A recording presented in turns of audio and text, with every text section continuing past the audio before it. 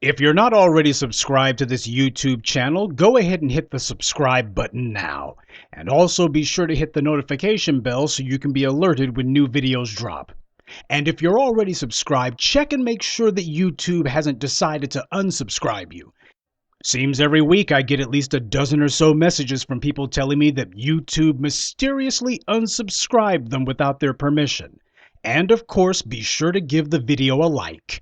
The white supremacists hate that. Now, that said, for the last week or so, we've been seeing a few movements and pretensions that there's going to be legislative action aimed at doing something about the enforcement arm of white supremacy's relentless brutality against us. This is not coming because the politicians have discovered religion. It's coming because they're seeing that the streets are getting hot.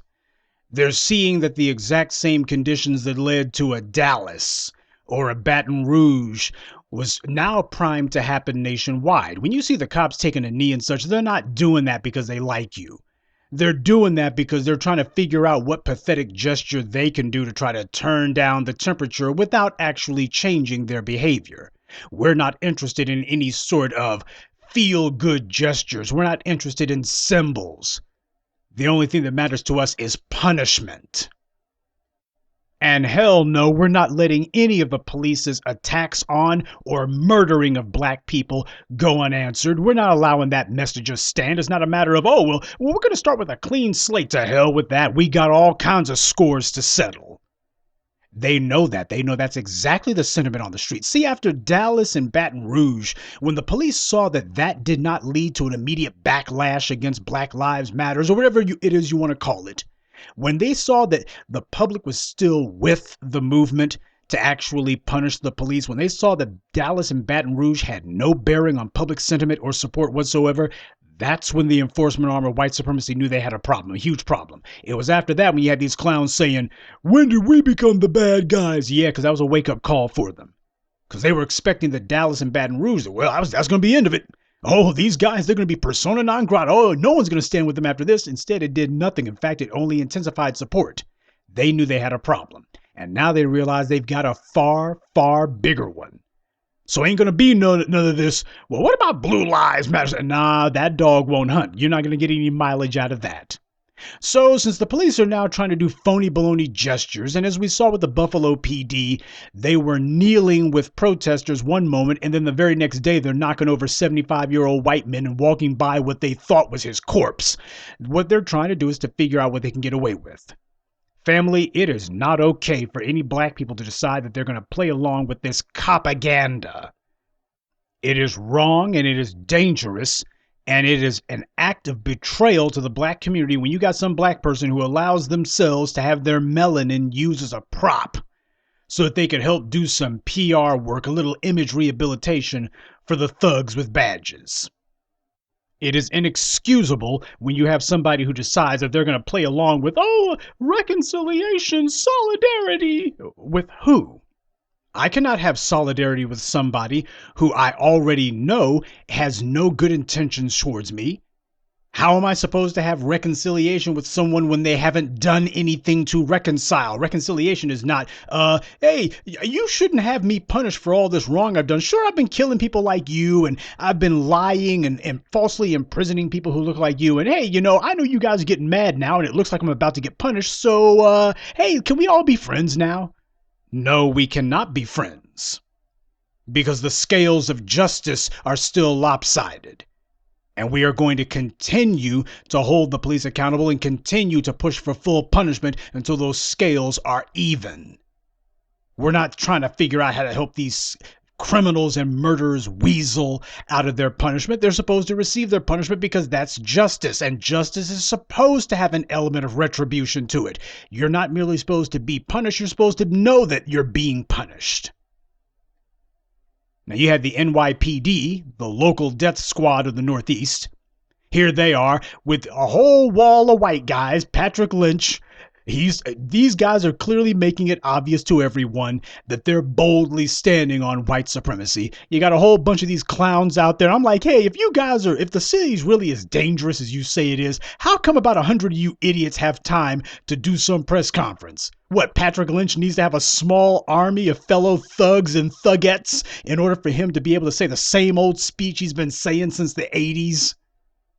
Patrick Lynch, when it came time for him to lie, he was frothing at the mouth for Daniel Pantaleo when he found out Daniel Pantaleo was going to lose his badge. He didn't say, well, you know what? The people have spoken, the process worked, and we're the ones who put the process in place. So that being the case, hey, it is what it is. He got due process. That's not what Patrick Lynch said. He didn't say, hey, our guy got due process and it is what it is. Instead, he said, I'm going to tell our cops that they need to pull back. They need to hold back. This was wrong. You know, our cops get punished for doing their jobs. Well, whatever happened to, well, all we want is to make sure they get due process. Yeah, he was sounding real contrite this week, or as close to contrite as you can expect that sawed-off idiot to sound like. But oh yeah, the NYPD, all of a sudden, they're not talking so bad and bold anymore, are they? Yeah, they see the winds of change, but more importantly, what they understand is this is going to be part of a sustained effort. You see, when it comes to having a bunch of white supremacists who unionize, which is what the police unions are, that's the reason why you got a difference between the police unions and the black police unions. So the black cops, they like to play stupid, though some of them are not playing, but they know what the deal is. So you got the white supremacists who have unionized. And that being the case, they also understand that all it would take is somebody who has enough nerve to make the right argument in front of a deliberative body, and that would pretty much be the end of them. The argument would actually be pretty simple. You don't allow soldiers or sailors, you don't allow people in the armed forces to unionize. You don't allow soldiers to be able to say, well, you know, we object to the working conditions on board this ship. Why, there's a lethal pathogen that destroys the respiratory system, and that being the case, you cannot expect us to work under these conditions. We are on strike, or there's going to be a work stoppage. They don't allow soldiers to do that. They don't allow sailors to do that. If they decide that they disagree with the mission they're being sent on, they don't get to have any sort of objections. They do not get to say, well, we demand that as soldiers, all of this rules of engagement stuff, why, that you can't tell us that we can't shoot unarmed civilians. You can't tell us that. No, the military has rules of engagement. If you shoot somebody, they better have a gun in their hands. If not, you can get court-martialed for that. That's part of the reason why on the battlefield, you find that the soldiers are a hell of a lot better at not shooting unarmed civilians than the police are in the U.S. And that's because soldiers don't have the ability to unionize and decide that they're going to fight for policies that make it where they're immune from international law or from domestic regulations. But the white supremacists, of course, fulfill a very different purpose than the military does. The thugs with badges, their entire mission is societal control through violence. That's their entire mission. That's their purpose. And now things have come to a head yet again. But you got people who are organized, and a good number of them seem to be dedicated. Not all, but a good number of them. And they're saying the right things. I know that the term defunding the police is not the most accurate. It is problematic to an extent because it doesn't specifically say what it is.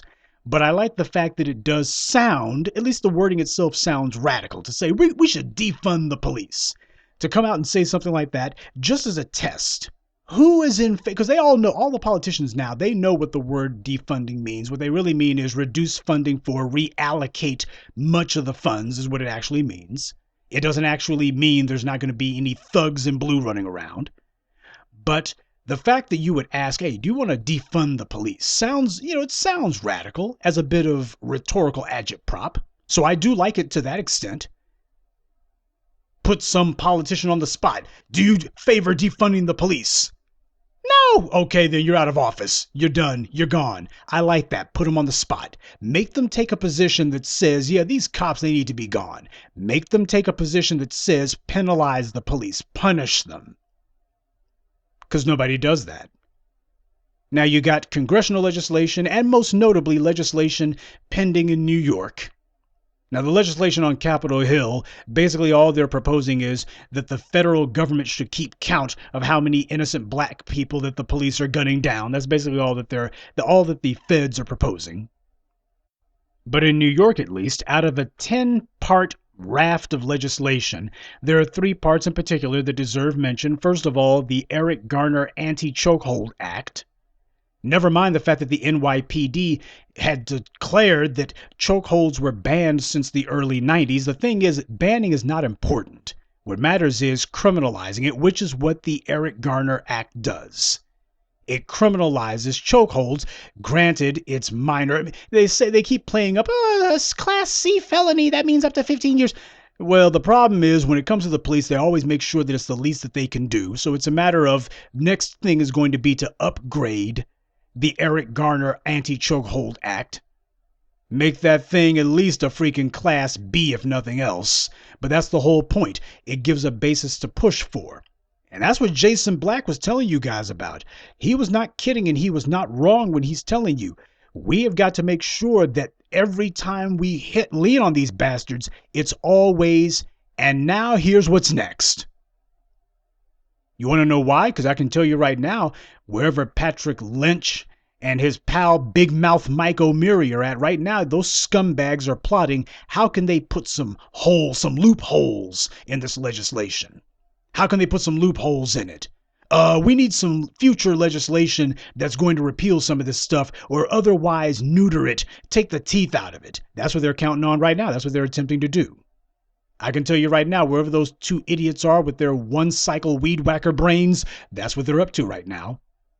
But the Eric Garner legislation happens to be the first part that's important. Second part, of course, is the 911 provision, which, if I read the law correctly, it basically makes it where you can be sued in court for it. It makes it a civil offense, if I'm reading the legislation correctly, because it says that you can seek civil damages. So that being the part that's good, what it does is it makes it where the victims of these white folks who like to call the police on black people in New York State, now what happens is the black citizenry happens to be empowered now where they can go after them in court. That's important. And the third part happens to be to remove all of this anonymity that these thugs have in New York, where it's a matter of this guy will have a ton of accusations against him, all of them true. They'll have their service record is just treated like a state secret, not anymore. So those are 3 important changes. There are more, of course, but those are the 3 that are the most important. And the thing about it is it actually applies punishment. Now, it ain't what it should be, and that's the reason why we got to stay on the ball about this. But you don't see the white media with an air of celebration about this. Oh no, the white media is largely trying to ignore this, and you don't see Andrew Cuomo. He hasn't signed it yet, and the large part of the reason he ain't signed it is because of the fact he's waiting until Monday. He wants to try to get maximum press attention for himself as if he's somehow a saint. Yeah, because his halo has lost a little bit of its glow the last few days.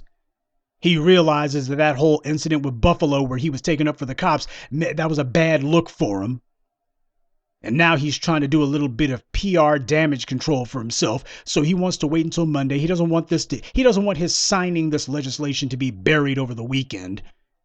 So he wants to make sure he gets maximum attention for himself. But that's just one. The other one, though, Congress has done far more modest work than New York. They haven't even gotten any legislation through. Now, you see, when it came to making sure, when Asians said, we need billions for our businesses, man, it wasn't even a question. The Congress wasn't even debating it. It's just a matter of how big the check's going to be. It wasn't a question of whether or not there was going to be a check. It's just a matter of how big the check's going to be. This legislation, on the other hand, they want to make sure, we need to take our time with this. And, the Republicans are not quite behind. Give me a break. When you had Patrick the Lynch and Big Mouth Mike O'Meary talking about how this legislation, it's being pushed through so fast, you need to slow it down. You need to slow it down so we can talk this overs. And you haven't even consulted with us. Normally, the NYPD are used to the idea that they're the only ones in the room when it's time to talk about it. They're used to stuff being passed by dark and night. People are wondering where stuff like this 50A exemption for the police comes from. Where the hell this stuff's coming from? Because the police are up here doing all sorts of garbage, passing it by dark of night. With the politicians' eager assistance. It's not like the politicians were bamboozled or forced into it. They understand that, well, the cops, their job is to pull over everybody else or to harass everyone else. The cops know who to mess with and who not to. So they're fine with that.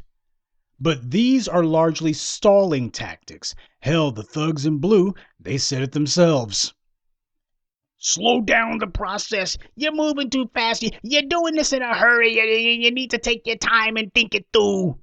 Yeah, go ahead. The same thing that the NRA likes to do after a mass shooting. Well, we should wait. The tragedy has just occurred. We should give it time while the family needs time to grieve, and we shouldn't be making decisions right now. Yeah, we shouldn't be making decisions while people are actually thinking about it and talking about it. Let's wait until it's faded from the headlines and nobody's thinking about it and nobody's talking about it while it's not front of mind. That's what the NYPD did, and it failed. In Louisville, you had Breonna's law that got passed by the Louisville City Council. Apparently, it's going to be a ban on no-knock warrants. But here's my question. What about punishment? See, I'm not interested in any of these paperwork measures. What the white powers that be are doing. This is what these white legislators are doing. They're trying to pass paperwork measures. Federal government's proposing that they're going to keep count of how many unarmed black people the police kill nationally. And we got New York saying that they're going to have the state attorney general's office basically have an office for police complaints. Now, they're not talking about what the punishments are going to be. The Eric Garner Act is the only one that actually had something involving punishment, but it's light, real light. What they're trying to do is they're trying to confine it. They're trying to contain it. Now that this is on the books, as far as they're concerned, well, this stuff, we can have it repealed later on, and that's what they're doing. They're rubbing their hands right now and going, well, we don't want people actually using this stuff, and so we'll get later on, we'll go ahead and have it withdrawn later on and have it watered down, and we'll put some loopholes in there. Patrick Lynch is working on writing those right now. But for right now, at least we're going to get some headlines and say, see, we did something about it. You can't say that we didn't do anything about it. And that's why the international community must listen to us, because in the United States, we actually listen and democratic norms are respected and human rights are respected here, blah, blah, blah. That's what this is. A big, flashy PR stunt. The entire world's watching, so the white media's putting on a show. That's the reason why you got CNN and MSNBC, the same white media outlets who sounded no different, no better than Fox News. They've always been cheerleading for the deaths of black people. And with Derek Chauvin, notice how they're still not asking, hey, those 12 to 18 complaints that he's got, we need to be looking into them. Who are the people who complained about them? And for what? They're not doing that. So you see that you have local, state, and national governing bodies who are pretending, just like with the white media, pretending as if, oh, this is going to be some serious stuff. Oh, there's going to be some big changes. The main thing that needs to happen is punishment. The reason that these white supremacist murders are taking place in the first place is because they know that they won't be punished. You want to know what Professor Truth's police reform legislation would look like? What it would look like is if you so much as put your hands on a black person, that is prosecuted and considered as serious as second-degree murder, prosecuted just like that for that purpose. If you kill a black person, that's automatic first-degree murder, automatic. It's a mandatory charge. Oh, ain't no choice in that. That's automatic. That is automatic first-degree murder. And if we find that your social media, or if we find that in your background, we find that your affiliations and associations are anything proven to be anti-black, you got any Confederate flags, any white Aryan resistance literature, hey, you're running around with any Rhodesian flags, any sort of iconography or any sort of memorabilia that we can look at and say, okay, well, we got a live one here. Yeah, you can tell what this guy's about. That upgrades it automatically to a hate crime. Without all of this, well, what was he thinking? To hell with what he was thinking. What was he doing? We base it on what this person does. Because what they do with that what was he thinking thing, that's their way of saying, well, we wrote the legislation, but we want to make sure it can't actually be enforced. That's the problem. Making sure that these laws get enforced. So we can't be having any stalling tactics here, family. Joe Biden, right now, the white media's tiptoeing around the fact that Joe Biden opposes defunding the police, just like Donald Trump does. Joe Biden is against defunding the police. And they're trying to, the white media trying to make some sort of false dichotomy, some sort of false contrast between him and Trump. I'm looking and going, it just gets more pathetic the more they try. They're desperately trying to, but of course, the more that black people corner old Jim Crow Joe Biden about this, the more that he has to say, nope, no defunding the police, nope. You know what I'm in favor of is serious reform. Yes, serious reform that doesn't involve punishment. Now, when Joe Biden was writing legislation revolving around black people, when he was co-sponsoring legislation in the 80s, and when he wrote the 94 crime bill, otherwise known as Biden's Law, when he wrote that stuff, it was all about punishment. It was all about how many years you're going to get. All about making it where certain crimes can be capital offenses. That's all it was about. He wasn't talking any stuff about any sort of legislative fix or any sort of document work, which is what this legislation most of the legislation that's been discussed this week mostly amounts to, documentation work. We're going to do different types of documentation. That's not what he was talking about in the 80s or the 90s. It was a straight punishment line. How many years you're going to get. That's it. Now he's sitting here talking and going, well, we need reforms and retraining and blah, blah, blah. Now that's the kind of garbage that he's talking, because he knows it's going to be primarily white supremacists with guns that he's going to have to be actually punishing. So just like with the opioid epidemic, hey, this is America. We don't punish white people here.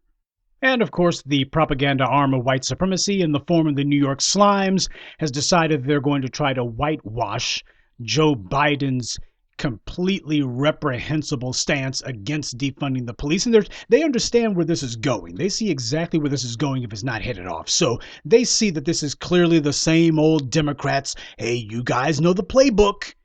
We told you what to do when you had all those Black Lives Matters protests. You know the play. You know the playbook. You know the rules. Go ahead and tell the Negroes how you sympathize with them.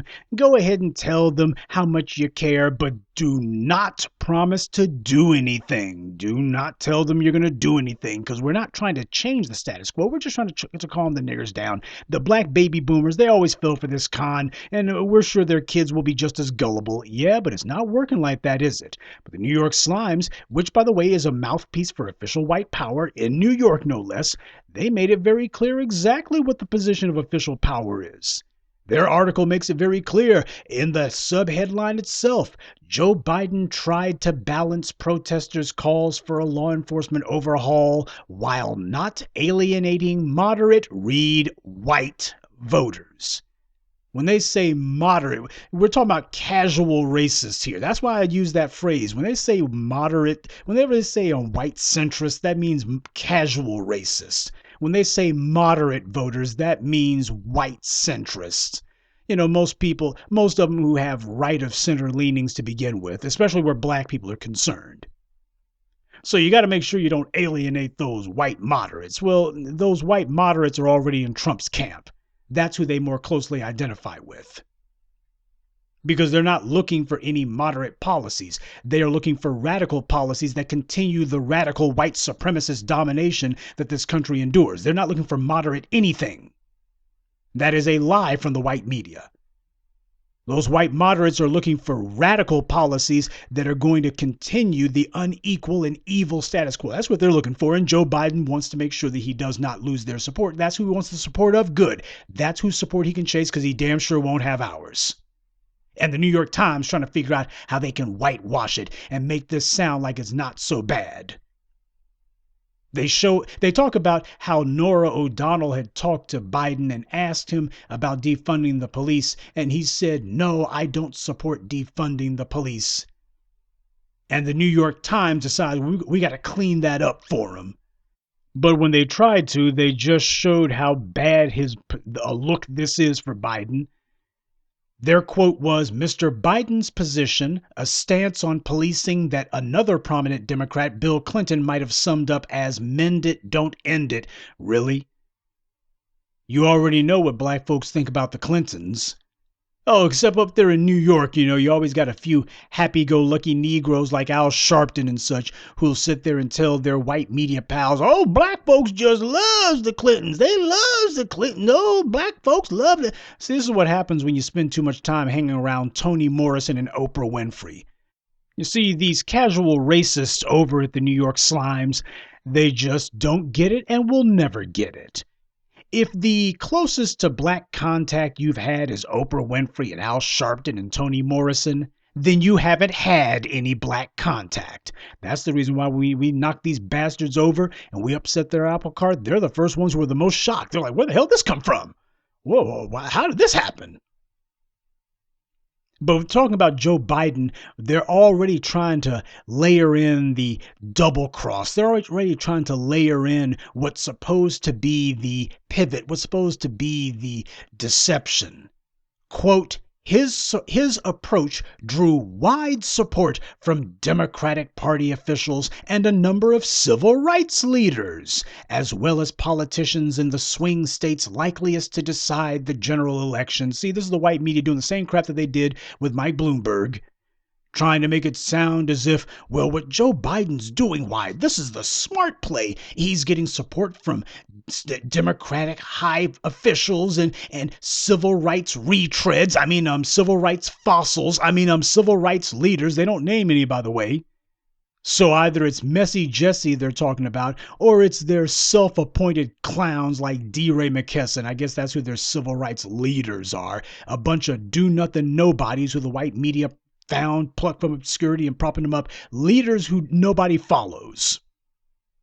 Yeah, I'll buy that. But of course, Biden's also got support from politicians in the swing states, likeliest to decide the general election. Now look at what they say. Politicians in the swing states, civil rights leaders, Democratic Party officials, that's who Biden's approach gets support from. But do you know who is missing from the New York Times little list? Black people. The black rank and file. That's who's missing from the New York Times list of individuals who approve of Biden's approach. All these people who are giving him this support. Kind of reminds you of Kamala Harris now, don't it? This is the aggregate result of what happens when you have an organization or a group of people who are able to paint their own reality and nobody challenges them, nobody tells them that they're wrong, nobody ever corrects them, nobody ever takes them to task. So what happens is they can just believe whatever they want to believe. They can believe that they know what the hell they're talking about, that they're right. They can believe to themselves that as long as we talk about it, that means it exists. And if we don't talk about it, that means it doesn't exist. And all these angry black people out here who are demanding tangibles, why, if we just say that Joe Biden's got all this support, they'll fall in line. That's what they tell themselves. So they're spitting on our faces saying that Joe Biden's approach is getting all this widespread support from everybody. Well, everybody except for the black voters who you're expecting to actually vote. Apparently, they think that these politicians in the swing states, they're the ones who are going to decide the general election. Politicians in the swing states. I guess the politicians in the swing states must number in the millions because that's how many you're going to need to turn out for you if you expect to swing any elections on their own. If they're going to be the only ones voting, which apparently is Joe Biden's strategy. I'm not looking for those rank and file black people. I got plenty of support from these politicians in the swing state. Man, Joe Biden's so freaking loopy. He's so senile at this point. That scumbag can't even spell swing state. But this is what the white media is doing right now, painting their own reality. They're trying to put out this feel-good propaganda for themselves. And then they go on to state that's in part because few Democrats have embraced activist demands to make deep cuts to police budgets or to shutter local law enforcement agencies altogether. Now, that is a half-truth and an outright lie. First of all, it's only a half-truth in that the demands to actually defund the police, this has only started in the last few days. It's not like this is something that's been going on for a month or even a week for that matter, just a few days old. It's a little bit early to be saying that this is a dead idea when it's only just been proposed. But this is what the white media is doing. They're stacking the deck. Oh, well, very few Democrats actually believe that there should be cuts to the police budget. Yeah, they're just doing it in Los Angeles, and they're just contemplating it in New York, and they're just doing it in Minneapolis, in D.C. I mean, just a few places, mind you. I mean, for God's sake, I think that some of the folks from Fox News must have found gainful employment over at the New York Times, seeing garbage like this being written. And keep in mind, the New York Times had the nerve to write that after those activists in Minneapolis had shamed the mayor. And when you see the full video of Mayor Fry being forced to walk the gauntlet, if you will, you look and realize, man, the activists were all the way down the freaking street. See, the white media didn't show the whole thing. You have to see other videos to see it. It looked like the whole goddamn downtown was filled. It wasn't just a few people in one square block. It looked like half the goddamn city was filled up. At least I'm like, yeah, that was a very scary set of optics for politicians to be seeing. When they see something like that, where it ain't just a few black folks there, it looks like the whole goddamn city's against you, and the mayor had to change his tune the next day. If I were them, I wouldn't accept it. But my point is, the white media, New York Times has the nerve to write this garbage that a few Democrats have embraced activist demands. Yeah, when it comes time to talk about disarming the enforcement arm of white supremacy, punishing white supremacy, then all of a sudden, the New York Times, they start talking just like Fox News. But they do give a Freudian slip here when they say, answering those calls, most party leaders have tried to mingle sympathy for the underlying grievances of police critics with Biden-style rejection of ideas like police abolition. Now look at that. Ain't that right out of the Democrat playbook? Go ahead and give a few sympathetic words, but do not promise to do anything. This is about mollifying them. This is about pacifying them. This is about giving them a few words and tricking them into thinking that you're going to do something. Tell them that, oh, we need reforms. We need reforms. Yeah, we need to punish the police. Well, we need reforms. Better training is what we need. No. We need to punish the police. I don't think that'll work. I just don't think that'll work. When you peg these bastards down on the issues that are important to black people, what you find is when you finally demand, give me a yes or no answer. Are you in favor of what it is advantageous to black people? No, I am not. Bernie Sanders with reparations, Kamala Harris with reparations, Joe Biden with reparations, the crime bill, the police, punishing the police. All of a sudden, when you peg these guys down, they say exactly what they think and they sound no different than the Republicans. But you have the New York Times trying to tell you, well, you should vote for this guy anyway. Why? Well, because he's not Donald Trump. You should vote for him because he's not Trump. Then the New York Times got to the point that they wanted to make, which was supposed to be them bestowing legitimacy on their lies, which is what white media always tries to do. That's the reason why they got to get some Negroes out there to nod their heads and agree with them. The point is they're trying to bestow legitimacy on themselves.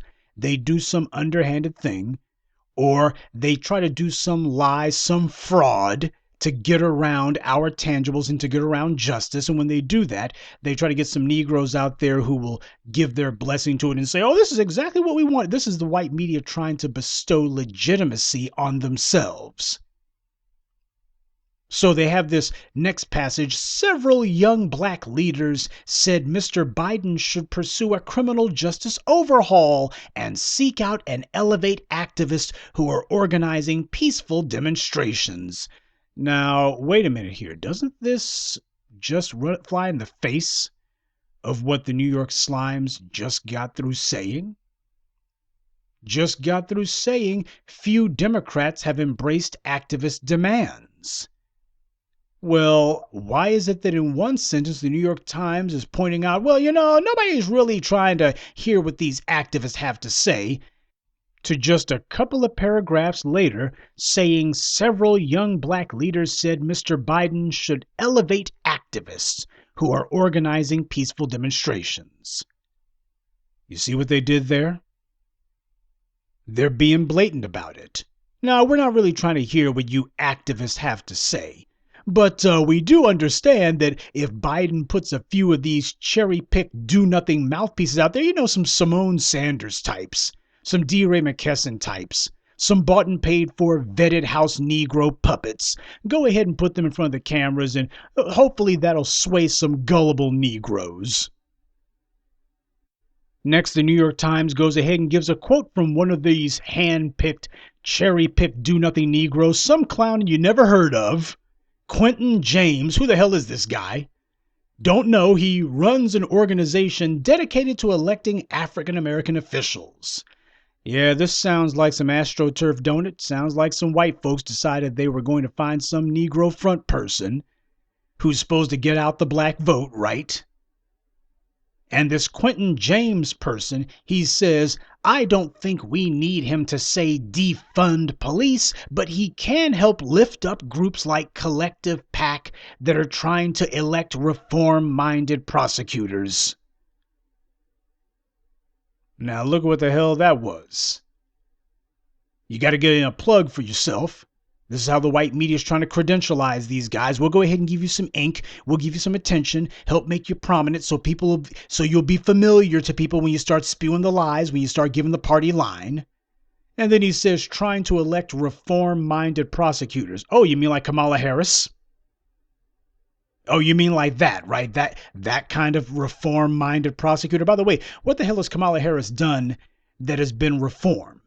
What the hell has she done that's been any different than a Mike Freeman or a Bob McCullough or a Dan Donovan or a Rudy Giuliani?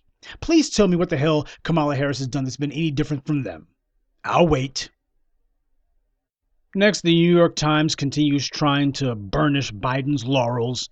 Mr. Biden has carefully balanced the passions of activists with the sensibilities of the political center, portraying himself as both a champion for racial equality and a reliable ally of law enforcement.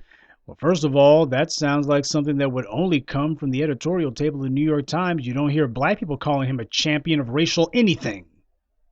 See, this is the white media trying to rewrite the history books here because the goal is to try to get black folks back onto the political treadmill. This is not about whether or not Trump or Biden wins. No matter who wins, I can tell you right now, the publisher of the New York Times is going to win no matter which guy stays in office. But what this is about is what they just saw for the last couple of weeks. This is the sum of all fears. These Negroes have decided, you know what? We're looking for answers outside the ballot box, because what happened was you had a whole bunch of marching, whole bunch of chanting. You had some people taking a knee. That didn't produce a damn thing. But when things got turned up and people started making a mess, then all of a sudden we need a raft of legislation. Gee, amazing how much got done in only a few days. Now, I'm going to spare you the rest of this New York Slimes piece. Basically, what it says is that Joe Biden's in a stronger, better position because Donald Trump, his law and order message isn't going to resonate in as much as it might have, say, back in the 70s with Nixon, and that the polls show that basically the momentum with black folks, and they're trying to find a way to spin that. But here's the thing. If you know that black folks happen to have the momentum on our side and that law and order rhetoric won't play, then why are you trying to carry water for Joe Biden being a centrist and telling the activists, I don't have time for you, unless you're a hand-picked activist, in quotations, you know, the kind who are going to get out there and just basically be cheerleaders for me. Those are the only activists they're concerned about. Activists who are going to let themselves be used as props and say, I'm for Black Lives Matters and I'm young and that's why you need to vote for Joe Biden. The Simone Sanders set. That's basically what they're referring to.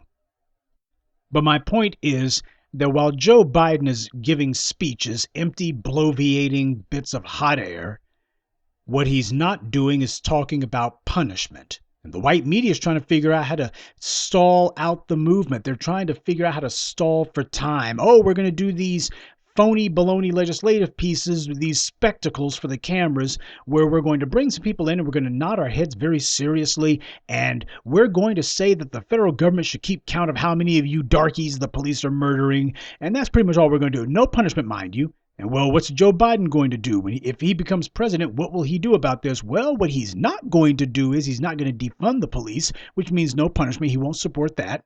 And he's not saying anything about police getting serious prison time. So a Biden administration would not have any bills before Congress demanding the police be punished. And there won't be any executive orders either. So, geez, sounds like there's not a dime's bit of difference between Biden and Trump when it comes to punishing the enforcement arm of white supremacy, is there? You need to recognize when people are trying to wait you out. You need to recognize when people are looking and deciding that hopefully these guys will go away if we just waste enough time, if we just wait them out. That's what's really happening here. We got to show that, hey, we've been around for at least a dozen years now, at least. We ain't new to this. You did not wait us out during the Bush years. You didn't wait us out during the Obama years, and you won't wait us out now. Now, Jason Black on his Twitter page, he retweeted a tweet by Charles Blow where Blow pointed out the Montgomery bus boycott lasted 382 days. It went on until the Supreme Court declared that Alabama and Montgomery had to desegregate their busing. And that's what you do. That's how a protest is supposed to be. It's supposed to be as long as it takes to get what you want. But how many people are built for that? The white media is banking on you not being built for that because, after all, they're subsidizing the Patrick Lynch's and the Mike O'Meary's. They're paying those guys bills. So every day they're being paid to come to work. Their job is to wage war on black people. You're able to defend yourself during your spare time. Their job, they're being paid to wage war on you. And that's what the white media and that's what the white supremacists that be, including Joe Biden, are betting on. The same corruption that Patrick Lynch depends upon to keep him out of prison is the exact same system of white immunity from law that Joe Biden depends on to keep his drug addict son Hunter out of prison and that weed head daughter of his. And God knows what kind of dirty financial dealings that Joe Biden's been part of. Hell, if he was mentored by a bunch of segregationists, you know damn well they told him, here's how you get rich going to Congress, boy. We're going to show you the ropes. Especially the rope that they use to hang black folks with. That's the first rope we're going to show you. So the New York Times can go ahead and laud Biden as much as they want. They can play this game of pretending as if Joe Biden's got all this support that he doesn't actually have. They're rerunning the exact same plays that they did with Kamala Harris. We're going to be talking about some phony baloney activists that you never heard of. I'm waiting for them to point out Joe Biden's fraternity ties. What fraternity are you going to claim as his secret weapon? I'd like to hear about that. What? No secret weapons from his past, huh? You can't, because mostly the only thing Joe Biden's been is a professional politician for his entire adult life. So you can't really point to his prosecutorial background. You can't point to his business background. So yeah, the white media doesn't have their usual bag of talking points, and the ones that they're trying to gin up just don't wash. It sounds patently ridiculous. They're contradicting themselves across the board because what they're really trying to say is, don't listen to those activists who are in the streets, the ones who are actually getting things done. The ones who are actually demanding radical change, because that's what change is. Change is not nibbling around the edges. Change is a fundamental alteration in the status quo. Don't listen to those guys. What we need is whatever doesn't change anything, as long as nothing changes. That's the kind of change we need. Change that changes nothing. And they want you to feel good about changing nothing. Don't listen to those activists in the streets. Instead, listen to these phony counterfeit activists over here, the safe ones over here who we're telling you to listen to. That's who you should be listening to. Because you got a whole lot of folks who are putting on a song and dance right now. Trying to put on one big time-wasting distraction. Trying to convince us that these bits of paperwork legislation that they're passing, these documentation laws, you keep a better count of how many niggers' rights you're violating. That's what they're trying to convince us that this is concrete action, when a lot of it is not. The stuff that actually does do things that could be meaningful, they don't have teeth. Now, we can push for that, but it's a matter of a large part of it's going to depend on us making it very clear this is not anywhere near good enough. We cannot allow them to placate us or mollify us or to try to find a way to patronize us. That cannot be allowed. Punishment. Punishment does not mean a slap on the wrist. Punishment means these bastards get the hardest time there is. That's what punishment is. But we got to show that we got the persistence. See, a lot of you guys ain't really the day one folks. You ain't been here for the last dozen or so years that you've had brothers like Jason, myself, and Tariq and others who have been out here in the vineyards. A lot of you guys only showed up in the last few years. So when it comes time to say, hold on, we're digging in for the long haul. What's long haul mean? Damn it, black empowerment is supposed to be eternal. So that being the case, this is the new normal, stupid.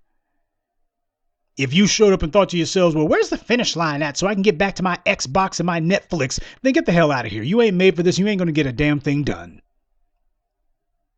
This is not about the next election. This is about the next 1,000 years. So if you can't see yourself keeping at the job of empowering black people and making sure that we have all the tools that we need to ensure our prosperity and posterity, then don't waste my time. I don't let white politicians and black tools of white supremacy waste my time, and I won't allow a bunch of mealy-mouthed cowards to do it either. We don't have any tourists on this train. Soldiers only. But a lot of people are thinking that they can use the current circumstances to try to stall us out or otherwise try to work against our interests behind the scenes if they can manage it. They're seeing that there are a lot of black folks in the streets who are keen and focused now. And what they're saying is, if we talk to you politicians, we're going to be spelling out terms. They saw what happened in Minneapolis. And that what happened in Minneapolis to Mayor Fry, that's exactly what's supposed to happen. You ain't supposed to be letting him tell you what it's going to be. You saw what they did. They told him, this is what it's going to be. Defund the police, yes or no? And if you give the wrong answer, just so you know, we'll throw your behind out of here. That's how it's supposed to be. You do not let him sit there and he'll tell you what he will or will not do. It's a matter of you work for us. We're telling you what it's going to be. And we're not letting you say anything. We're not going to hear you sit here and do your verbal embroidery. You're not going to talk us to death. You're not going to talk around our interests. Simply yes or no. Anything other than a yes or no means that you said no. And no means you're out of office. You were going to vote you out. That's what you do when you're serious about your power. You got to give them credit for that. They were serious about it. And white supremacy understands that they got to try to get out in front of this. They see what's happening now. They see that the drive is toward we're going to put the arm on these white supremacists. We're going to bully white supremacy and force it to put policies in place that are going to strip white supremacy of its power. And that being the case, they're like, well, we got to get out in front of this. We see where this is going. We got to get out in front of this. Well, if we can put together our own pretend bills, our own phony baloney legislation that pretends to be what these guys are saying when it's actually nothing of the sort. I posted earlier today on my Twitter page that in California, the California Assembly, not the full Senate, and not the Senate at all, actually, just the California Assembly, which is basically their representatives. They passed a proposal to establish a task force. And this task force is supposed to be studying recommendations for how to give reparations to African Americans. Now, look at that wording, African Americans. They were not specific in pointing out those who came out of slavery in America. They were very careful not to do that. They just says African Americans. Great. So what that means is you can have people like Shirley What's-Her-Name in Houston proposing that do nothing HR 40. Well, that means you can go ahead and write her name in there. You can write in Angela Rye with lettuce and tomatoes on the side. You can write in Kamala Harris, all these people whose ancestry does not go back to the killing fields of the American South. These people whose ancestry, their ancestry does not go back to American slavery. It's just, but they are African Americans. And you better believe what you're going to also have is a grandfather clausing in of a whole bunch of white people, just like they did with the Dawes rolls. You're going to have a whole bunch of $5 African Americans. I bet you before it's all over, Elizabeth Warren will be claiming, I had a black ancestor too, and I need to check. That's what's going on. To me, this is what this smells like, because we had no part in this. Nobody's reached out to anybody from the black empowerment sphere. These people are trying to do this, and they're going to try to bestow legitimacy on it and say, see, this is reparations. By the way, you ought to know something's up when the bill passes by 56-5. So you're telling me that the same white people, the same Hispanics and Asians who have always circled the wagons against tangibles for black people, all of a sudden they had a come to Jesus moment and they're all for this? Come on, folks.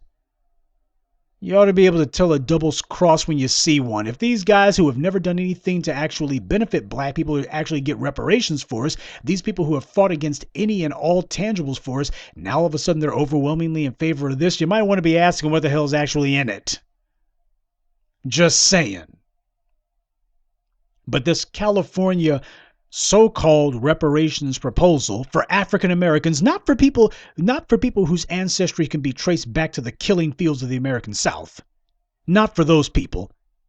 If you came up to any of these people who voted for this legislation and started using phrases like foundational black Americans or descendants of American slaves or survivors of slavery in America, whatever the hell phrase you want to use, you start using phraseology like that is specific and does not make it where you can take all these black immigrants and the same people who have never stood with us and never done anything with us and haven't stood by us for jack, you go ahead and make it where these guys are excluded. How many of them would be saying, oh yeah, we're still in favor of it? No, they know exactly what it is that they're trying to set up.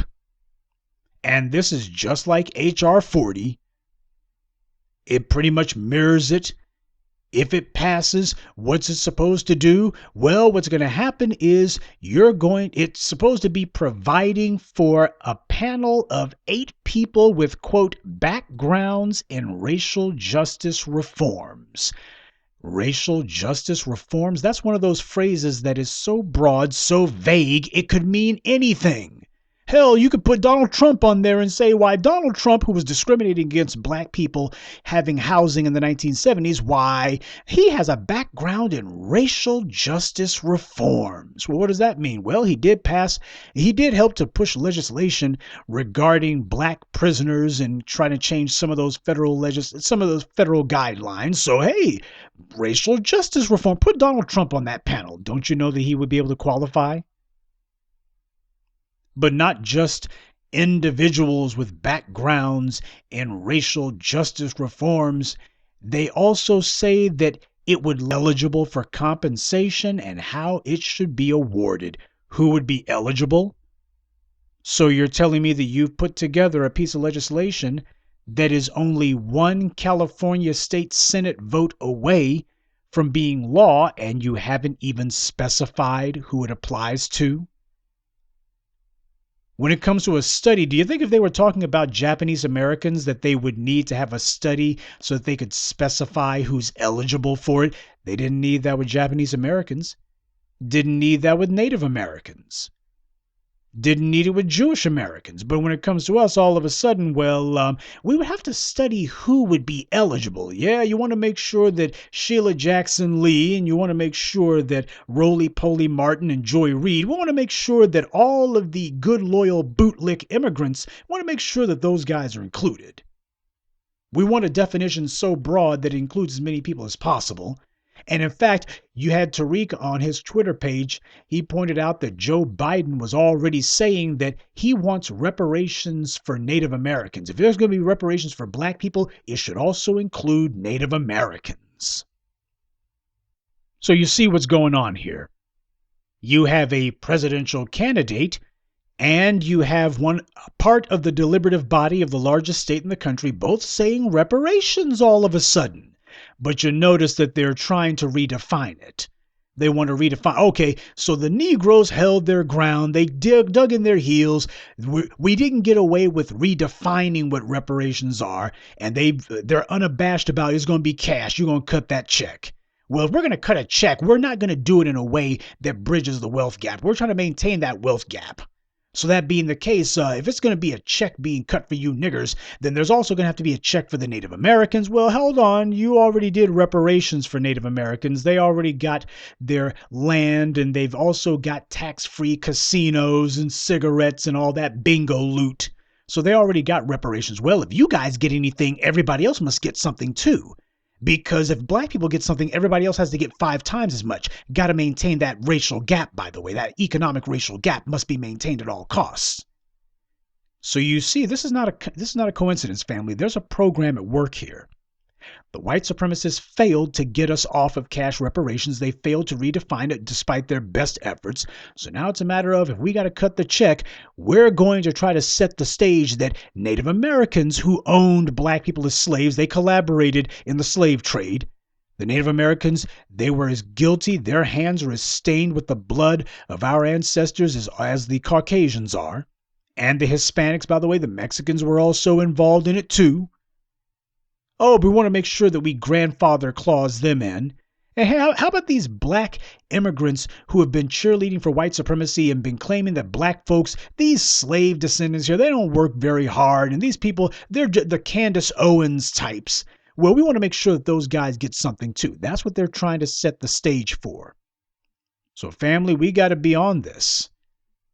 What they are doing in California, that is illegitimate because they did not come to us and say, you know what, you guys have been banging the drum about this. You guys have been leading the charge. Any sort of talk about reparations that doesn't include you, that doesn't have you at the table defining exactly who is supposed to be eligible, it's illegitimate. It's wrong. We don't want to mess this up. No, instead, it's a matter of we're going to try to sneak this by you guys. And this way, we can redefine reparations as being payouts to Native Americans and black immigrants and any white person who cares to say that they have a black ancestor. We're going to redefine that as being reparations. And then after we've done another affirmative action bait and switch on you Negroes, we will then turn around and say, see, we have atoned for the greatest crime in human history. You claim you wanted cash reparations. You got your cash reparations. Now we don't owe you anything. We have bestowed innocence on ourselves. We have concluded that we have paid our debt, and now the issue is dead. You can't bring it up anymore because we already paid reparations. Now it's done. That's what they're attempting to do here. That's what the goal is here. So I'm going to go ahead and close this out so you guys do not accept the con game that they're trying to run. Right now, what's going on is a lot of people trying to do these little pathetic chess moves, and they're trying to checkmate us, and we cannot allow that. Stick to your guns. What does police reform mean? Police reform means hard prison time. That's what police reform means. When we say punishment, punishment means long prison sentences, and long does not mean no 5 years. 50 to life if we can't get capital punishment. That's what it means. Police reform means 50 to life. A life sentence or a death sentence. One or the other. That's police reform. You put that on the books, that's all you got to do. We don't need talk about no-knock warrants. You just make where the police get penalized for whatever they do, and that's all the police reform you need, but that's exactly what they're trying to avoid. What are reparations? Reparations are $20 trillion for the black people in this country whose bloodline goes back to the killing fields of the American South. And more importantly than that, black folks who have always identified themselves as African American, nobody trying to grandfather clause their way in. We have to show our resolve. This is the time to show that we're serious about this, that we're in this for the long haul. Nobody's going to redefine what is in our interest. Nobody is going to redefine what it is that we want. We're not going to settle for what they tell us we can have. We're going to tell them what it is that they're going to do, and then they're going to do it. I told you that we're going to bully white supremacy. We are going to subject them to a breaking process. That's why I love what happened to Mayor Fry. That bastard was broken in front of the entire world. And he won't be the last. So no, their legislation ain't good enough. If they think to themselves, well, we've done enough. Nah, you ain't done enough till we've said you've done enough. And we haven't said you've done enough.